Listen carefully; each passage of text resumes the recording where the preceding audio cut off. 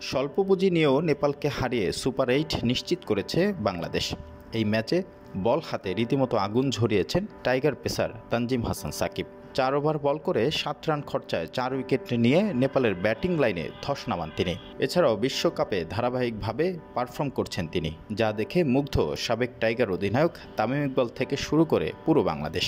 সেই তানজিম হাসান সাকিবকে শাস্তি দিল ক্রিকেটের সর্বোচ্চ নিয়ন্ত্রক সংস্থা। আচরণবিধি লঙ্ঘনের দায়ে ম্যাচ ফির 15% জরিমানা করেছে আইসিসি। মঙ্গলবার 18 জুন এক বিজ্ঞপ্তিতে তথ্য জানায় ক্রিকেটের সর্বোচ্চ নিয়ন্ত্রক সংস্থা আইসিসি। ঘটনাটি নেপালের বিপক্ষে বোলিং করার সময়। স্ট্রাইকে তখন নেপালের অধিনায়ক রোহিত পোরেল। তৃতীয় ওভারের শেষ বল করলেন জুনিয়র সাকিব।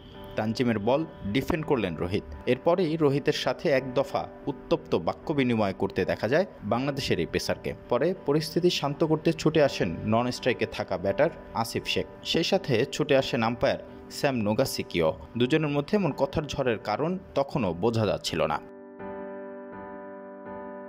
ক্রিকেটের নিয়ন্ত্রক সংস্থাটি জানায়, তানজিম সাকিব আইসিসির কোড অফ কন্ডাক্টের 2.21 ধারাটি লঙ্ঘন করেছেন, যা খেলোয়াড়, player support personal, umpire, match referee বা অন্য কোনো ব্যক্তির সাথে অনুপযুক্ত শারীরিক যোগাযোগের সাথে সম্পর্কিত। আইসিসি আরও জানায়, ম্যাচের পর আম্পায়ার আহসান রাজা, স্যাম নোগাজকি, তৃতীয় আম্পায়ার জয়রামন মদন গোপাল এবং চতুর্থ আম্পায়ার কুমার ধর্মসেনা এ বিষয়ে অভিযোগ তোলেন। তানজিম তার অপরাধ স্বীকার করেছে, তাই আনুষ্ঠানিক শুনানির প্রয়োজন হয়নি।